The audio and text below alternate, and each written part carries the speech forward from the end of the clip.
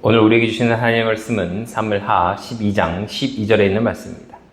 사무엘하 12장 12절입니다. 잔목소리로 하나님께 봉독해 올립니다. 너는 그 일을 은밀히 행하였으나 나는 이스라엘 앞에서 해 앞에서 이 일을 행하리라 하매. 아멘. 기도하겠습니다. 전능하시고 내려오신 아버지 하나님, 말씀 전합니다. 말씀 가운데 은혜 주시고 죄를 깨달아 주님 앞에 회개하는 저희가 되게 도와주시옵소서. 감사드리는 모든 말씀 예수 그리스도로 간절히 기도드립니다. 아멘. 제가 이 말씀을 준비하면서 계속 마음에 걸리는 것이 사무엘하 12장 8절에 죄를 지은 다윗에게 나단을 통하여 하나님께서 이런 말씀을 주세요. 내 주인의 집을 내게 주고 내 주인의 아내들을 내 품에 주며 이스라엘의 집과 유다의 집을 내게 주었느니라. 만일 그것이 너무 조금이었을 것 같으면 내가 내게 이것저것을 더 주었으리라. 이렇게 말씀하시거든요. 그러니까 다윗에게 지금 풍족해요. 풍족하니까 너무 평안하고 좋은 상태인 거잖아요. 그런데 그래도 네가 요구했으면 더 줬을 거라는 거예요. 하나님께서는 다윗에게 너한테 이만큼 다 줬다라고 생각하셨는데, 부족해서 죄를 지었느냐? 내가 부족했으면 더 주었을 것이다. 그래서 네가 어찌 이렇게 행하였느냐라고 괴로워하시면서 말씀하시는, 어찌 보면 아버지가, 큰 부자인 아버지가 탕자에게 하는 이야기 같은, 죄를 지은 아들에게 하는, 내가 너한테 더 줬을 텐데 왜 죄를 지었느냐? 왜 더 달라고 하지? 이게 뭐 하는 거냐? 라고 말씀하시는 아버지의 마음 같은 말씀이란 말이에요. 그런데 제가 다윗의 입장에서 한번 생각을 해봤습니다. 왜 풍족한 상황에서 우리 아내 밧세바를 취하고 싶은 마음이 들었을 때 그것을 기도하지 않았는가? 인간이요, 본능적으로, 무의식적으로 하나님께서 안 들어주실 것 같은 것은 기도하지 않는 습성이 있다는 걸 제가 생각하게 됐어요. 그것이 하나님께서 안 들어주실 것 같은 건 뭘까요? 죄죠, 죄. 내가 죄악을 지으려고 할 때에 하나님께 간구한다고 그렇게 들어주시겠어요? 하와가 선악과를 먹고 싶다고, 하나님 저 선악과 먹고 싶다고 기도도 안 했지만 기도를 한다고 해서 하나님께서 먹으라고 하셨겠냐고요. 그러니까 인간이, 우리가 죄를 지을 때 그 죄악을 본능적으로 우리가 이건 기도해도 안 들어주실 거라는 걸 알아요. 그럼 그건 기도하면 돼야 안 돼요? 안 들어주실 건데 기도해도 돼야 안 돼요? 기도는 해야 돼요. 맞아요. 기도는 해야 돼요. 왜? 죄인지 아닌지 내가 판단하면 안 되니까. 하나님 앞에 이것이 죄악인지 아닌지 확실치 않을 때, 혹은 죄악된 것이라고 생각할지도 모를 때 하나님 앞에 간구하는 거예요. 뭐를? 하나님께서 해달라고. 하나님께서 해달라고. 그럼 하나님께서 그것이 죄악된 것이더라도 정말 해주시면 그건 하나님 앞에 죄가 아닌 것이죠. 그러나 일반적으로 죄악된 것이면 하나님께서 들어주지 않으실 겁니다. 그러면 하면 돼야 안 돼요? 내가 행하면 돼야 안 돼요? 안 해야 되는 거예요. 안 하면 되는 거예요. 즉 기도는 하되 행동은 하지 않는 거라는 거예요. 기도는 뭐예요? 하나님께 맡기는 거죠. 하나님께서 해주세요. 근데 하나님께서 그걸 거절하실 수 있잖아요. 안 된다? 그러면 안 하는 거예요. 자, 근데 여기에서 지금 다윗의 행동, 밧세바를 취한 다윗의 행동에서는 뭐가 빠졌어요? 기도가 빠졌죠. 그리고 주님께 맡기지 않았죠. 다윗의 죄의 특성이 이래요. 다윗이, 우리가 처음 다윗의 죄를 할 때, 이 이후의 사건이지만 어떤 죄를 짓죠? 인구조사를 하죠. 인구조사를 할 때 다윗이 기도해요, 안 해요? 안 해요. 기도를 안 합니다. 기도를 안 하고 인구조사를 해요. 그 요압까지도 반대해요. 그러시면 안 된다고. 요압이 봐도 아닌 거예요. 요압이 그렇게 선한 인간도 아닌데 요압이 봐도 아닌 거예요. 그런데도 다윗은 읽어야 돼. 이게 이 사건 이후에요. 이 사건 이후에 그렇게 여기서 당하고도 또 다윗은 그렇게 하는 거예요. 그러니까 인간의 모습이에요. 다윗이 훌륭한 왕이고 하나님의 마음에 맞는 사람이고 그랬음에도 불구하고 그런 일들 한다는 거예요. 인구조사의 죄는 뭐라고 그랬어요? 인구조사를 한 죄. 하나님의 힘이 아니라 내 힘을 한번 보겠다. 하나님께 맡기는 것이 아니라 내가 얼마나 힘을 갖고 있는지를 내가 알아보겠다. 그래서 인구조사에서 군인의 수가 딱 나오잖아요. 150만 명, 130에서 150만 명이 나오잖아요. 그 다음에 어떻게 돼요? 네? 그 나라에 전염병을 푸셔가지고 3일 동안 몇만 명이 죽어버리잖아요. 여자들까지, 아이들까지, 노인까지 합치면 한 10만에서 20만 정도. 그러니까 뭐예요? 그의 힘을, 다윗의 힘을 그가 알고 싶었는데 그걸 통해서 그 힘을 줄여버리시는 거예요. 보세요. 더 주겠다라는 거예요, 하나님께서. 달라고 했으면. 그런데 본능적으로 다윗은 그것이 죄악인 줄 알았던 거예요. 본능적으로. 머리로는, 마음으로는 몰랐을지도 모르지만 이걸 죄악인지 왜 몰라요? 사실 왜 몰라? 네? 남의 아내를 취하는 게 죄인지 아니까 다윗이 어떻게 했어요? 우리아를 데려오라고 해가지고 아이를 임신했다니까 우리아 보고 전쟁 중인데 데려와서 네 아내에게 들어가라. 그런데 우리아가 거부하니까 우리아를 죽이잖아요. 죄를 은폐하려고. 죄인지를 왜 몰라요? 왜?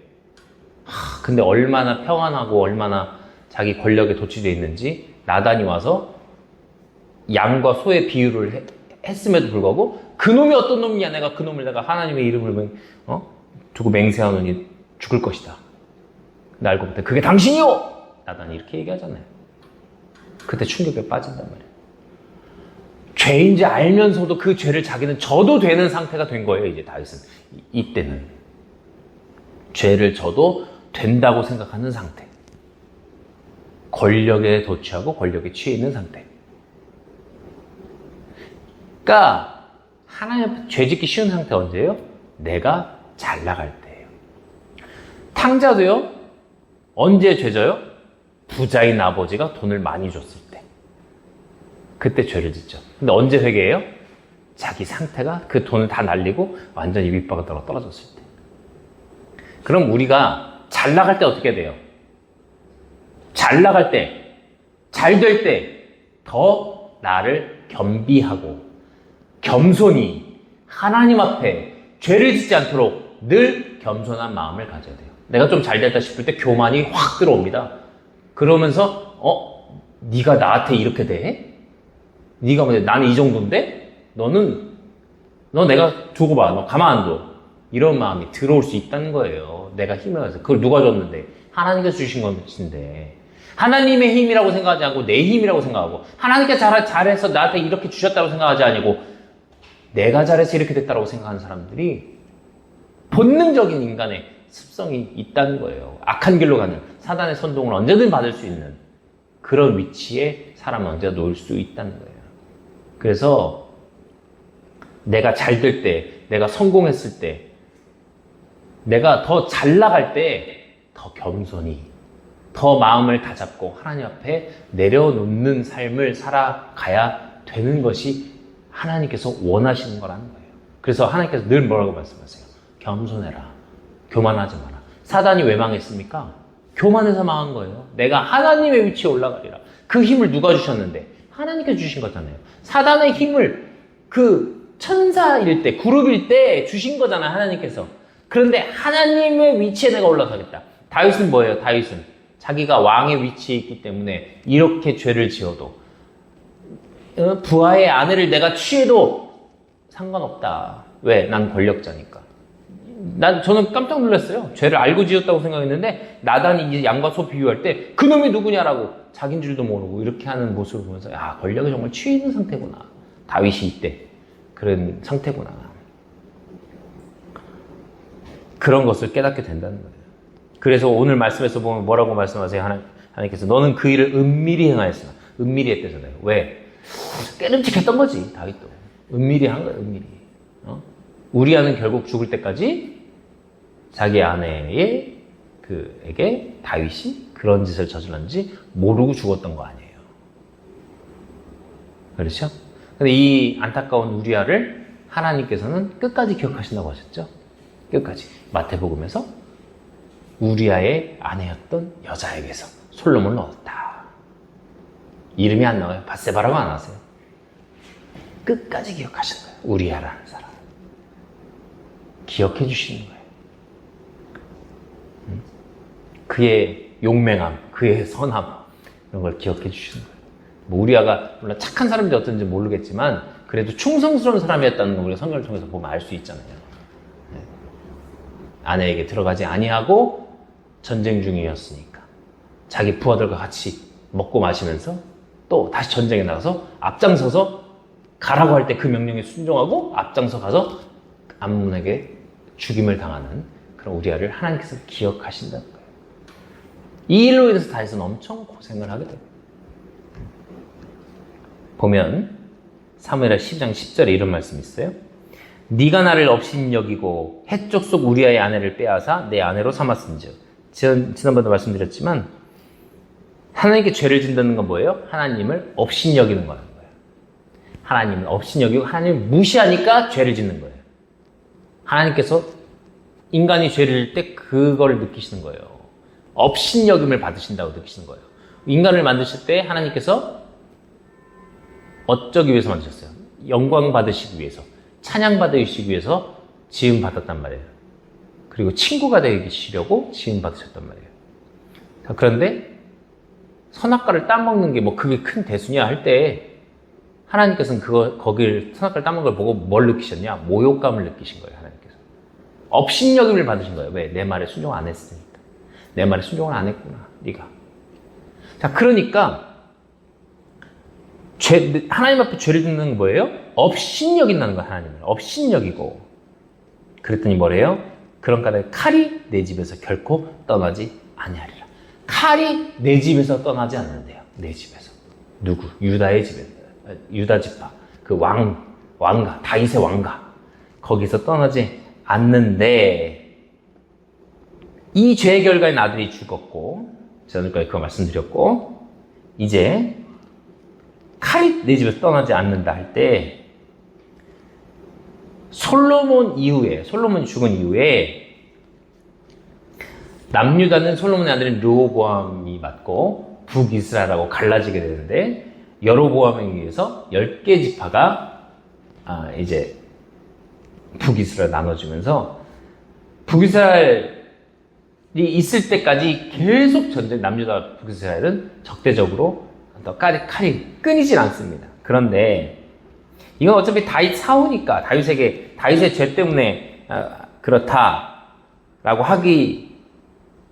할 수도 있고 뭐 안 할 수도 있겠지만 어쨌든 그 집에 칼이 끊이지 않아요. 근데 다윗이 살아있을 때 하나님께서 이 죄의 대가를 치르시는 장면이 이제 성경을 통해서 계속적으로 나옵니다.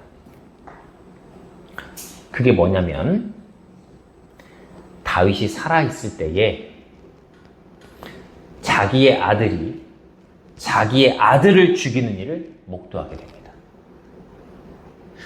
이게 부모 입장에서 자식이 자식을 죽이는 게 얼마나 고통일까? 상상도 안 되죠. 자기 자식이 자기 자식을 죽여. 이걸 경험한 사람이 누구예요? 아담이죠. 아담과 하와죠. 아들이 아들을 죽이는. 그러니까 이 죄의 결과, 이 심각한 죄의 결과는 뭐예요? 자기 자식이 자기 자식을 죽이는. 지금 다윗이 아담과 하와와 같은 그걸 목도하게 된단 말이에요. 어떤 일이냐? 이게 사무엘하 13장부터 이게 나타나게 되는데 압살롬이라는 아들이 있고 암논이라는 아들이 있어요. 자, 근데 이 압살롬과 암논은 어머니는 달라요. 아버지는 다윗이고, 그러니까 처첩이 많았으니까 다윗이. 그런데 이 암논이 압살롬의 친누이, 그러니까 엄마가 같은, 압살롬과 아버지도 같고 어머니도 같은. 그러니까 다윗의 딸이죠. 근데 어머니는 압살롬과 다말이 같아요. 그 누인 다말을 이 암논이, 아버지는 같지만 어머니는 다른 이복 동생을 범하는 일을 하게 됩니다. 그러니까 이게 그 아버지 입장에서는 뭐예요? 아들이 딸을 강간하는 모습을 봤어. 그걸 알게 돼요. 그것도 큰 고통이죠. 그런데 이것을 통해서 압살롬이 친누이 동생을 범한 암논을 죽이는 결과를 보게 됩니다. 이게 저는 죄의 결과라, 죄의 대가라고 부르는 게 지금 밧세바 사건이 사무엘 11장에서 12장까지 걸쳐지면서 이제 그 말씀, 아들이 죽는, 그 죄의 결과에 아들이 죽는 이야기죠. 그 다음 바로 이 얘기가 어디 나온다고요? 바로 12장 다음 몇 장이겠어요? 12장 다음 13장에 이 얘기가 나와요. 그러니까 뭐예요? 이게 조금 뒤에 몇 장이나 뒤에 있으면 이거에 따른 죄의 결과라고 생각 안 할 수도 있겠지만 지금 암논이 자기 이복 동생인 다말을 범하고 그 다말을 범한 이후에 그 전보다 이 여자가 싫어져서 내쫓아버리는 일까지 벌어지거든요. 그러니까 몸도 범했고 모욕까지 준 거예요. 그걸 통해서 압살롬이 암논을 좀 기다려요. 1년 기다렸다가 기회를 봐서 암논을 죽여요. 그러니까 이게 13장의 내용이란 말이에요. 그럼 12장까지 지금 11장에서 밧세바를 범하고 12장에 책망받고 밧세바의 아들이 죽는 일까지 일어났단 말이에요. 그리고 이 일이 13장에 일어나요. 이 말씀을 하신 다음에 칼이 내 집에서 떠나지 않는다. 그 말씀 하신 다음에 13장부터 이어지는 내용에서 그 일들이 벌어지게 됩니다. 그럼 뭐예요? 이건 다윗의 죄의 결과라는 거예요. 네. 다윗의 죄의 결과예요. 그러니까 다윗이 압살롬이 암논을 죽이고 도망가요. 그러니까 보세요. 사무엘하 13장 37절 말씀 읽겠습니다. 그러나 압살롬은 도망하여 구슬왕 암미옷의 아들 달메에게로 갔고 다윗은 날마다 자기 아들로 인해 애곡하니라. 날마다 울게 돼요. 이게 뭐라고요? 죄의 결과라는 거예요. 죄의 대가예요. 그러면 하나님 앞에 죄를 짓고, 사람 앞에 죄를 짓고, 난 괜찮아. 하나님한테 용서받았어. 나는 하나님 앞에 대가 치렀어. 이렇게 쉽게 말할 수가 없는 게, 죄 짓고 회개하면 되지. 이렇게 쉽게 말할 수가 없는 게, 대가가 어마어마해요. 인간이 느끼기 힘든 고통, 평생을 살면서 느끼기 힘든 고통을 받게 된다고요. 자기 아들이 다른 사람을 죽여서 살인자가 된 것도 부모 입장에서는 미워지고 가슴 아프고 할 텐데, 자기 아들이 자기 딸을 범하고, 자기 아들이 자기 아들을 죽이고, 이런 일들을 겪게 된다는 거예요.